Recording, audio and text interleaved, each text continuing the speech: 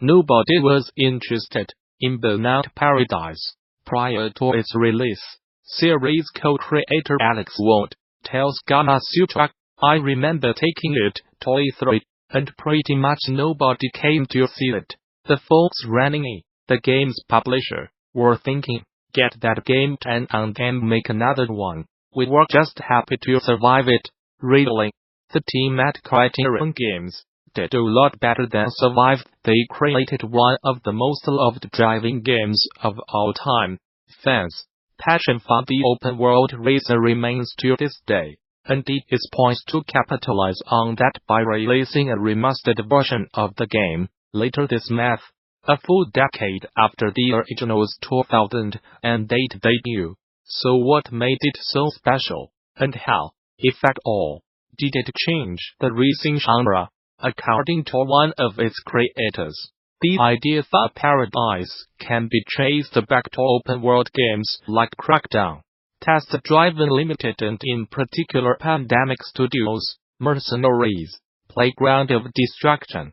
Mercenaries was like my says Ward, who left Criterion in 2000, and put in to help start Dangerous Golf that refused entertainment. It was the first game I was able to overplay, to spend far more hours in it than the designers intended.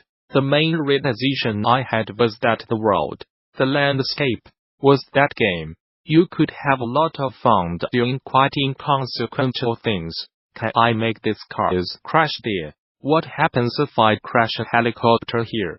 It was that sense of freedom that Ward tried to carry over to Burnout Paradise. My philosophy was that if me and you both played it for 3 hours, we did both do different things. The idea was that it was this incredible world built with things to race and chase and smash, and you did play with your friends, and it's your game, and you can do whatever you want whenever you want, no matter how many conventions that breaks.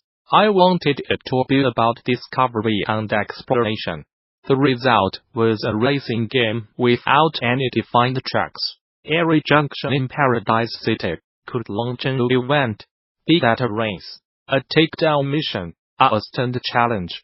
Players could start this at any time and exit whenever they wanted by stopping their car and then driving off to do something else.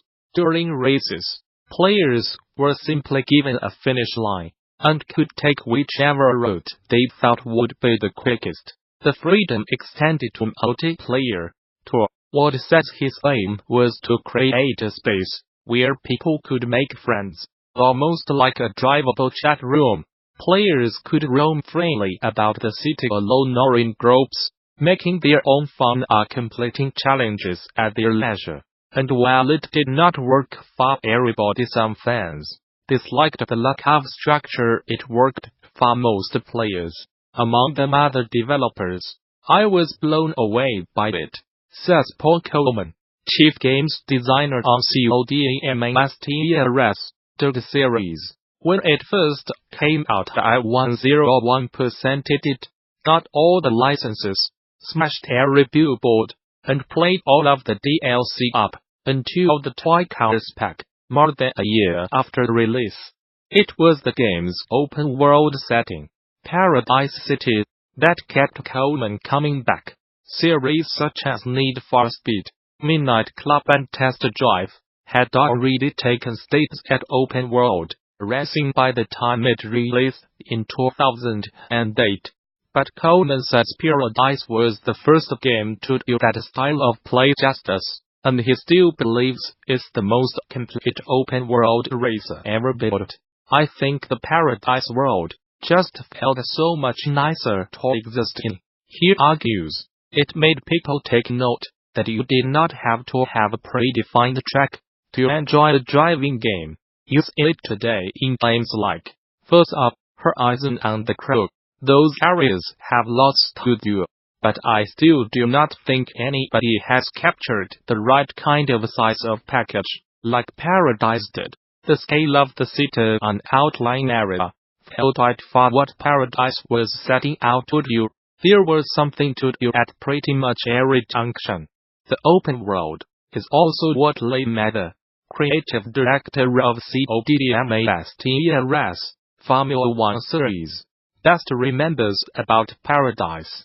As Meta argues, it was a brave decision to ask the players to rely on instinct and memory to win races, but ultimately, one that paid off. Coming to the end of a race, you do see the culmination of everybody's different truths, joining you coming from different directions, so it still produced an exciting finish to a race, without being on the same piece of tarmac.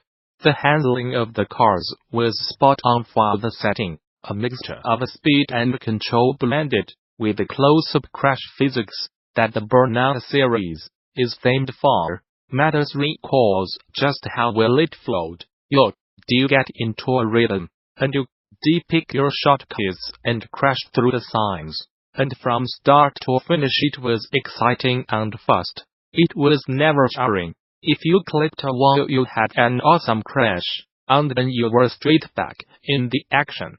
Far from simply admiring Paradise, Coleman says that other developers used it as inspiration for their own games. Paradise opened up possibilities for the Dirt series, and gave the development team confidence that a more free-form style of play would work. Particularly in multiplayer, in Dirt 3 we were able to shape some of the content choices and discipline choices around the style of play that Paradise had opened up. We made our first foray into open areas, and it started to become more Tony Hawk in terms of driving around and doing tricks rather than going from point to point. Burnout's Freeburn multiplayer, which allowed a small group of players to drive around the city in a single server, was particularly influential on Coleman. It was the notion of mucking about in an open area, having tangible rule sets to all either compete together or against one another. He says, without Burnout doing some of that stuff up front, there would be a lot more question marks about what worked and what did not work. It gave us a lot of confidence. What we were doing was different, but spoke to that style of competitive and cooperative play. The game's influence can be seen clearly in other games that came later, says Coleman, particularly in 2012, as Need for Speed Most Wanted. You feel like you are driving around in Paradise, but it's a different city with licensed cars. The challenges and billboards, they are all there. I really enjoyed the opportunity to play another Paradise-style game. It worked for me, as well as offering inspiration. Paradise provided motivation to want to do better.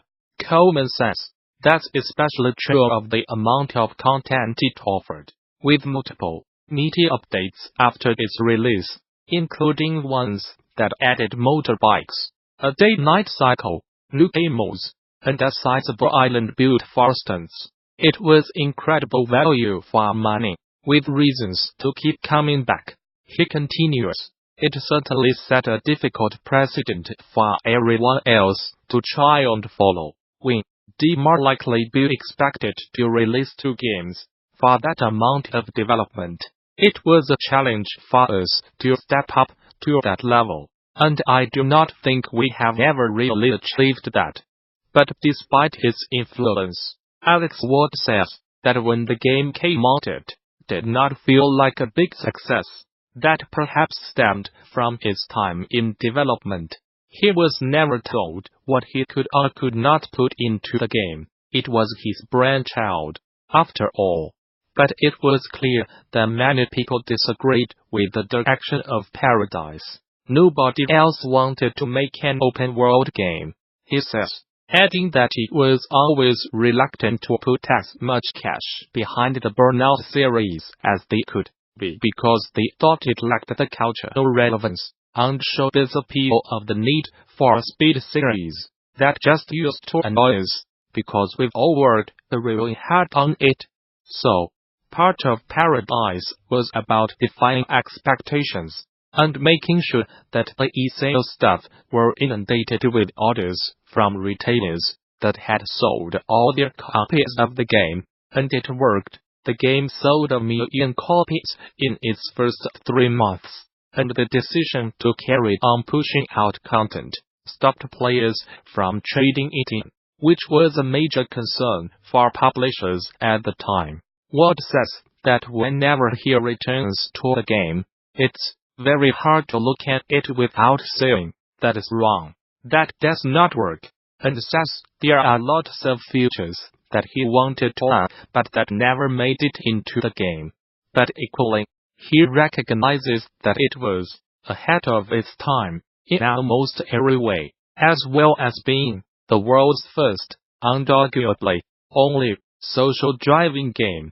However you remember Burnout Paradise, the influence it had, and the respect it still commands, is clear. The remaster of the game is not just a good excuse to revisit Paradise City, it's a chance for a new generation of players to get behind the wheel.